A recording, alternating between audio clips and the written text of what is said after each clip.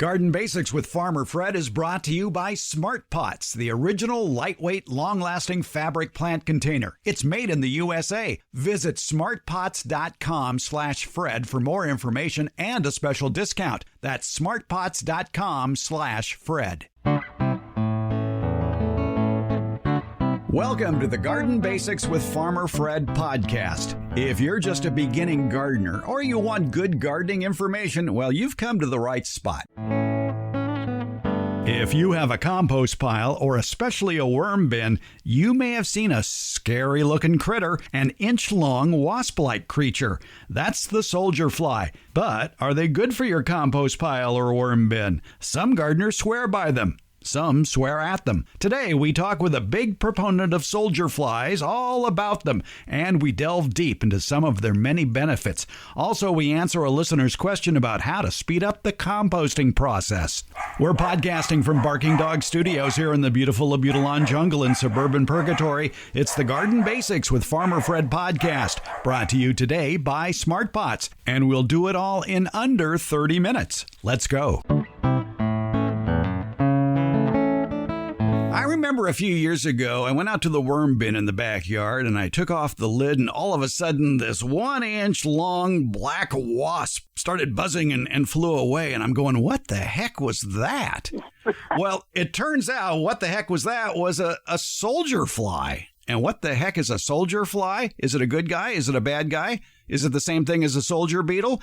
A lot of questions. We have answers from Penny Paul. She is a master gardener over in Napa County here in Northern California. And Penny, you've had adventures discovering soldier flies as well, haven't you? Yes, I have. When I first discovered them, I'm a worm composter from way back before I became a master gardener. And when I first discovered them, they were in one of my worm bins. And I started picking them out, and a blue-bellied lizard was between my feet eating them. And that was my first introduction. So then I read online that they were using them at one of the universities in the Carolinas to compost cow manure in dairies. So from then on, I didn't pick them out. I kept them, and I kept some aside to see what they developed into. And it was this black wasp-looking thing that came right back to my worm bins and started laying eggs.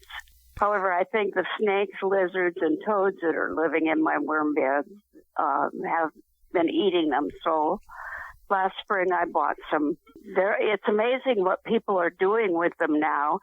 They are very high protein, and they use them to feed their pet reptiles and chickens, and they even have kits for raising them. So you can raise your own soldier fly larva. Exactly. We should point out we're talking about, for food purposes, the soldier fly larva is very popular among some animal lovers, including those who have, like you said, reptiles. And how I happened to write the column was I was at an Easter dinner talking about my compost bins, and this young man told me about a place in Sonoma that gathers restaurant waste and compost it with soldier flies. And I looked into this place, and yes, it does, and it gathers a lot of restaurant waste, and that's all they use for composting. They raise the eggs, and they also play music for it as they are raising them. What? I don't know what the music does, but okay. They must like it. See, now, naturally, that's the question I would have right now. I don't want people to confuse soldier flies with soldier beetles. Soldier flies look like 1-inch long black wasps, whereas a soldier beetle, which is a garden good guy, by the way, has a long segmented antennae and a kind of a red head with black wings.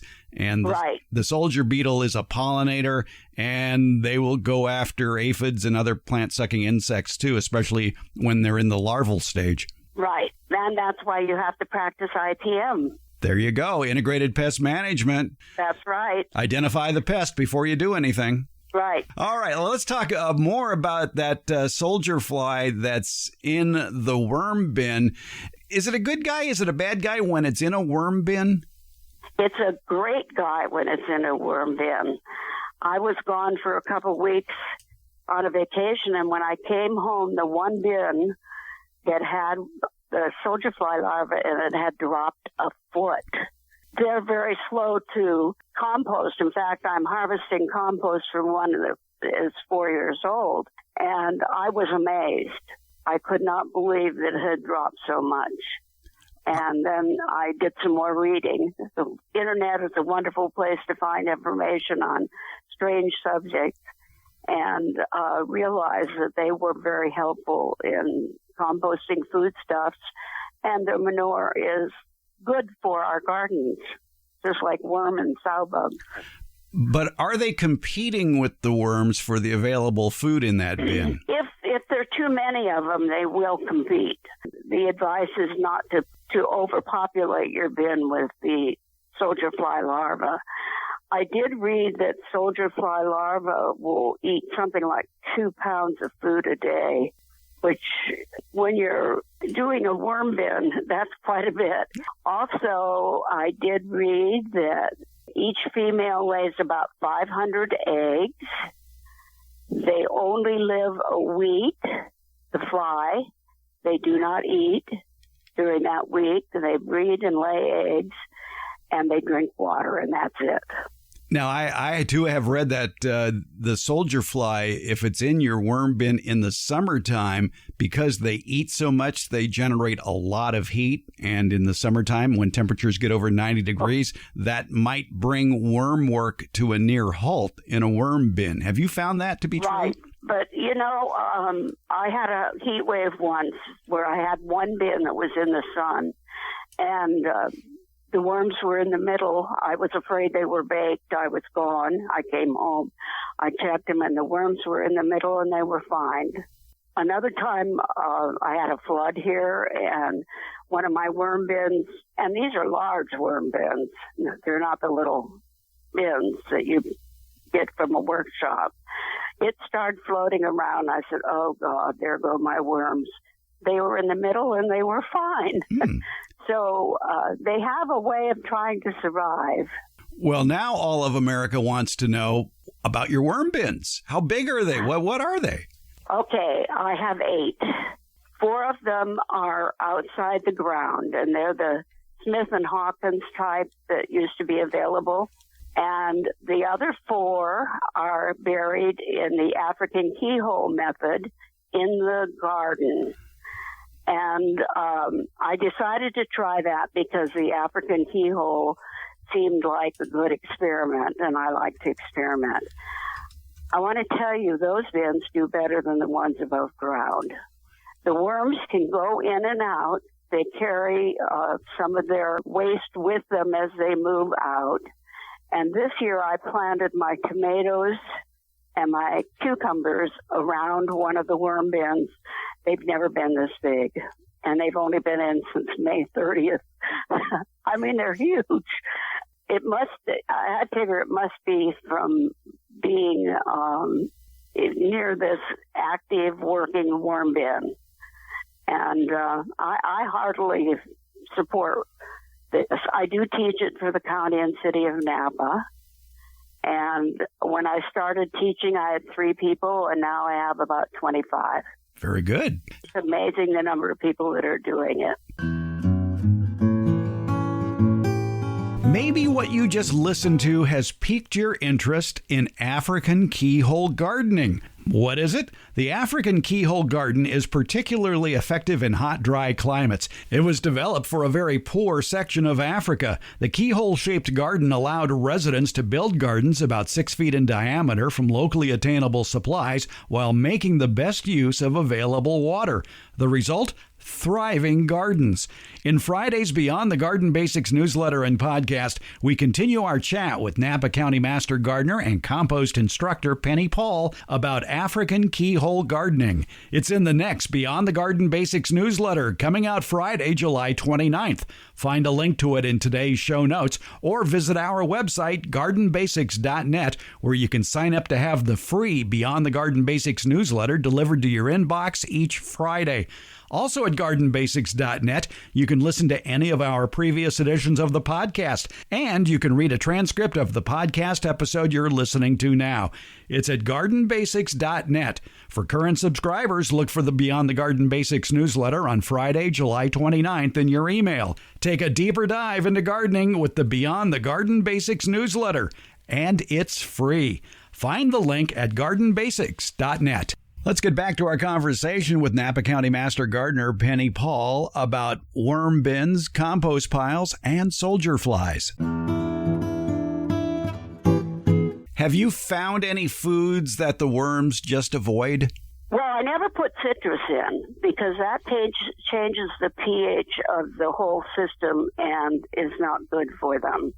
Otherwise, gosh, they love watermelon, they love lettuce, bananas. I put in peach pits and they clean them off. They like a lot of fruit. Oh, and one time I had some tacos in the refrigerator and I didn't like the way they looked. So I threw them in the worm bin. I have never seen such a massive eating frenzy as when they ate those tacos. And we're talking about the shells? No, these were dried tacos. Oh, okay. Now you have to explain that one. Well, like you buy in the store in a package. Okay, yeah, oh yeah, right, okay, yes, exactly. So tortillas, basically. Right, tortilla. Yeah. Oh, I'm sorry, not tacos, tortillas. They just went crazy for it. Huh, okay. I have put bread in a few times. They like that. The big thing is not to put any meat products in from meat-eating animals or cheese or fertilizer from meat-eating animals. So I do add chicken manure from time to time to spice it up. I raise butterflies from time to time, and I throw their papers and compost into the bin, and it all goes away. Oh, and another thing I put in, it says that you can put in your linen from your dryer, but that has polyester in it. So when I comb my dogs, which are long-haired dogs, or my hair, I saved it and gave it to the worms. And when I sift, I never find anything like that. Usually what I find are a few pieces of wood and labels from apples and tomatoes. Indeed. Another thing to avoid in worm bins, too, are oils that you might use. Right. They don't like oils. Well, getting back to the African keyhole garden, in that column you wrote, you talked about that some vegetables do not do well in this type of situation, such as tomatoes, potatoes, peppers, eggplant, corn, and squash. Actually, the only one I don't put in is the citrus because of the pH problem. I never have potatoes to throw in. If I have an old potato, I plant it, if it starts getting eyes. As for eggplant, I've never put that in. I have put carrots in. They always eat them. They're not real particular, but they are especially in love with watermelon and cantaloupe. Yes. I put watermelon in one time, and my God, it was gone in a day. One thing that might interest your listeners is that 8 worms, and they have to be red wigglers, will produce 1,500 babies in 6 months. So they do breed a lot, and if things are right, their babies grow. I would think, too, when the conditions are right, when you keep your worm bin in an area that is above 40 degrees and below 80 or 85 degrees, they're happy campers. My ones out of the ground are in the shade. It's heavy shade, and so they don't heat up. Plus, my watering system waters them occasionally. The others are in the sun, and I've noticed they heat up, and when they heat up, the worms go to the bottom. Somehow we ended up talking about this when we started talking about soldier flies, but we learned a lot. Man, African keyhole garden, and there's something to explore. Right. I really like it. I spoke to one of the beginning classes of the Master Gardeners a few years ago, and the first thing I was asked was, how about putting them in the garden, in the ground? So this is not an original idea. Other people are thinking about it also. For years, I had what I like to call euphemistically a a passive compost pile when I had the acreage, and I would take all my yard clippings and just pile it up out in the back 40. And then when I needed a new garden area, I would just move that pile, and the soil below it was just excellent for planting. Right. I do the same thing. I have let it happen compost pile. And I do use things from the bottom, and occasionally I'll go in and collect some wild worms. Worms have really gone up in price. God, when I started it, they were about 50 cents for 50 worms, and now 20 worms is $2. Well, it's good to know, though, that if the conditions are good, they will reproduce like crazy. So maybe you can get away with, if you're starting a worm bin, to get away with just buying maybe 1 pound of worms and then let them procreate. Right. 1 pound is $35. Whoa. You can order them online, or I went to the Sonoma Worm Farm the last time and got 3 pounds. Those are actively working, and then if I find any wild ones, I throw them in my bins, and they're usually under pots and rocks, things like that. We had a very adventurous little tour with Penny Paul, Napa County Master Gardener, and we'll have links in today's show notes about African keyhole gardens. I'll have the links to Penny's articles for the Napa County Master Gardeners about the gardens, and more about the soldier flies as well. Penny, we learned a lot. Thank you so much. Well, you're welcome. I enjoyed it. I'm pretty picky about who I allow to advertise on this podcast. My criteria, though, is pretty simple. It has to be a product I like, a product I use, and a product I would buy again. And you know who checks all those boxes? It's Smart Pots. Smart Pots is the oldest and still the best of all the fabric plant containers that you might find. Smart Pots are sold around the world, and they're proudly made 100% right here in the USA. Smart Pots come in a wide array of sizes and colors and can be reused year after year. Some models even have handles, and that makes them a lot easier to move around the yard. Because the fabric breathes, Smart Pots are better suited than plastic pots, especially for hot climates. That breathable fabric has other benefits too. Water drainage issues? Not with Smart Pots. Roots that go round and round choking the root ball like they do in plastic pots? Doesn't happen with Smart Pots. These benefits will help you get a bigger, better plant than what you've gotten in the past with the same size plastic or other hard container. Smart Pots are available at independent garden centers as well as select Ace and True Value hardware stores nationwide. To find a store near you or to buy online, visit smartpots.com/Fred. And don't forget that /Fred part. On that page are details about how, for a limited time, you can get 10% off your Smart Pot order by using the coupon code FRED, F-R-E-D. Use it at checkout from the Smart Pot store.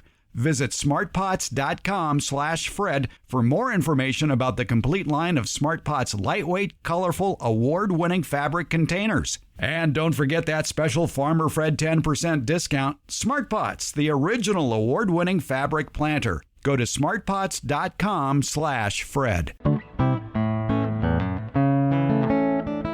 We like to answer your garden questions here on the Garden Basics Podcast. Amber writes in from Sacramento to fred@farmerfred.com, and she says, I started composting in a black plastic tumbler, but it doesn't seem like the material is breaking down, and it looks dry. I've heard that I shouldn't have to add water, but I know that the Sacramento sun is pretty intense. Am I doing something wrong with my compost additions, or do I just need to add water? Amber, the answer is probably, maybe. It depends. Yes, Debbie Flower is here, our favorite retired college horticultural professor who has been basically promoted to America's favorite retired college horticulture professor. Successful compost involves a lot of different elements. You got green, you got brown, you got wet. Yes. And you need all three. Yes, you do. The number one thing, though, is oxygen. And that's what the tumbler is for, because it allows you to turn the compost easily. I assume I've never used one, frankly, but it takes out the shoveling aspect of it, or some of the shoveling aspect of it, to turn it. There was a test facility for composting in Tucson, Arizona, which is equally as hot, if not hotter than Sacramento, and typically less humid, except during the monsoon season. They found that the number one thing they had to do to get successful composting was not add water, but turn the compost. However, you're using a black plastic tumbler.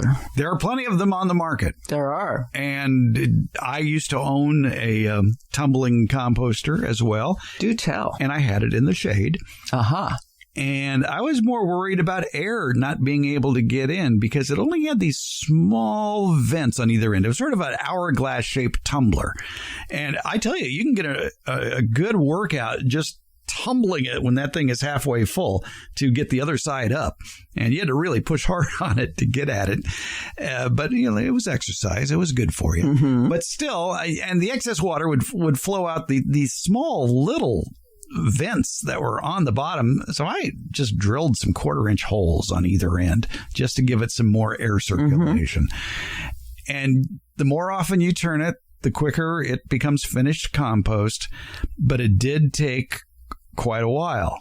So you got some compost out of it. You did get compost, but it was slow. The lack of water could certainly slow down that process if that black tumbler is in the full sun at Amber's place. Yes, definitely it could.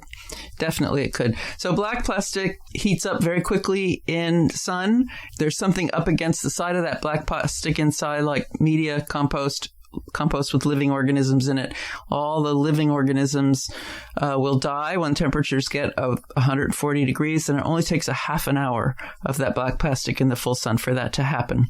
Number one would be move it to the shade or paint it white. I'd still move it to the shade. Yeah, at least afternoon shade. Yes, at least afternoon shade. The best compost I ever participated in was when I taught at a place called the Skill Center, which is an adult vocational school in the Sac City School District. And we're on the old fairgrounds, Sacramento State Fairgrounds on Stockton Boulevard. And there was a brick wall from a building near our classroom, and at the base of it was a concrete pad. So we piled up all of the students in that class maintained the landscape. So we did chip, made things into smaller pieces and piled the stuff in the corner. And every day or every 2 days, the students would go outside and I'd have them shovel the pile from one location on the concrete to another location on the concrete. And we did that every day or 2 days, and we had compost in 2 weeks. You make a very good point there about the smaller the pieces are that are added to the bin, in this case, the quicker you're going to get compost. Because I guess we should explain exactly how does it become compost? What's going on inside there? Well, microorganisms are thriving and consuming what they like, which is the brown stuff and the green stuff that's in the compost. Is this referred to as mycorrhizal activity? Not really. No, that's not because it's not bringing good stuff to a living plant. It's just you might see stuff that looks like fungus growing throughout it, but there's bacteria and fungus and all kinds of other microorganisms working on it at once. And the reason the oxygen is so important is that they do breathe, and they do give off, as humans do, air that's not as good for them as what they're breathing. And if you don't replenish the good air, then they suffocate and die. Right. So smaller pieces and plenty of water. Amber, you may want to try sticking a hose in it, watering, and making sure water is coming out of the holes at the bottom. Well, you want wrung out sponge. Right. Not because you can drown these microorganisms as well. Yeah, but still, for a composting bin, a tumbling bin that is going through a 100 to 110 degree day, you're going to need to cool it down. Yes, you do. And that's where the water can come in. As long as you've got good drainage in it, there shouldn't be a problem. Mm-hmm. And you're churning it frequently. With worm bins, it's much the same way.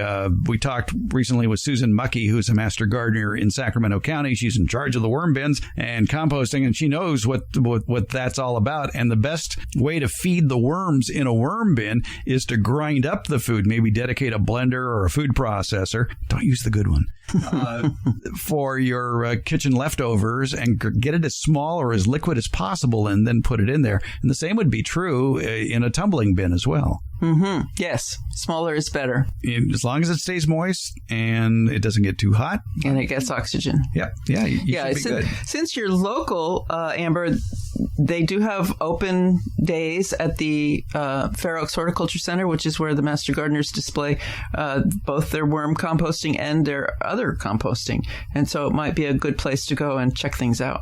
Like on the first Saturday of August 6th for 2022, Harvest Day is at the Fair Oaks Horticulture Center in Fair Oaks Park. It's a free event. There's free parking. And the Fair Oaks Horticulture Center is just a wonderful demonstration garden run by the Sacramento County Master Gardeners. There's perennial plants, there's annuals, there's vegetables, there's an orchard, there's a vineyard, there's an herb garden, drought-tolerant garden. Landscape plants, irrigation demonstrations, all grapes, all kinds of things. A pond even. Yes. If you're thinking of putting in a pond, you can go see theirs. And, of course, the composting area, where they have compost bins and worm bins and different styles, different shapes, and you can quiz the composters up there for all you're worth. Harvest Day, Saturday, August 6th at the Fair Oaks Horticulture Center. There'll be a link to it in today's show notes in Fair Oaks Park in Sacramento County. So if you're in Northern California, you just might want to do that. And it's always a nice day in the first Saturday of August. Yeah. But there's plenty of shade there. And there's usually food trucks and water and that kind of thing. And speakers, too. Speakers and as well. I got to tell you, it is my favorite garden event because anybody who knows anything about gardening is there because there's all sorts of vendors and speakers and display tables. Mm-hmm. Or nursery people. And yeah. And it's great. I like it because if somebody comes up to me and asks a question, I go, you see that guy in the floppy hat? He knows more than I do. Go ask him. Yes. And usually they do. Mm-hmm. It works. Yes, it works. All right. So that's Saturday, August 6th, Harvest Day at the Fair Oaks Horticulture Center. You'll probably be there. Probably. Me too. All right. Debbie Flower, thanks so much. Yeah, you're welcome. Garden Basics with Farmer Fred comes out every Tuesday and Friday, and it's brought to you by Smart Pots and Dave Wilson Nursery. Garden Basics, it's available wherever podcasts are handed out. For more information about the podcast, visit our website, gardenbasics.net, and that's where you can find out about the free Garden Basics newsletter, Beyond the Basics. And thank you so much for listening.